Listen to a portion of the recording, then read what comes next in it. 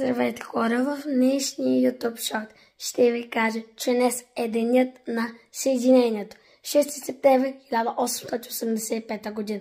Княжество в България се е съединило с тогава автономната част Източна Румелия, която е била под контрола на Османската империя.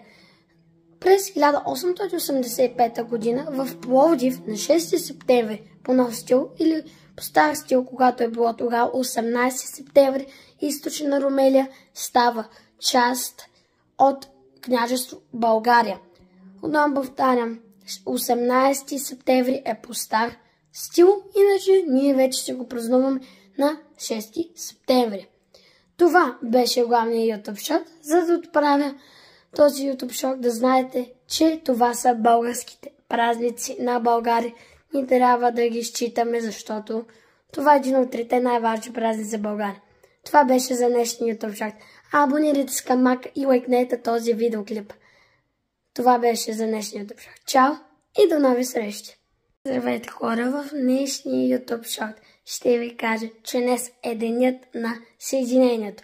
6 септември 1885 година.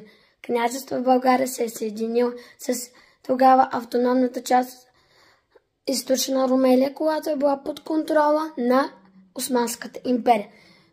През 1885 година в Пловдив на 6 септември по нов стил или по стар стил, когато е било тогава 18 септември, Източна Румелия става част от княжество България. Отново повтарям, 18 септември е по стар стил, иначе ние вече ще го празнуваме на 6 септември. Това беше главният YouTube шорт, за да отправя този YouTube шорт да знаете, че това са българските празници на България. Ние трябва да ги считаме, защото това е един от трите най-важни празници за България. Това беше за днешния YouTube шорт. Абонирайте се към Мак и лайкнете този видеоклип. Това беше за днешния YouTube шорт. Чао и до нови срещи!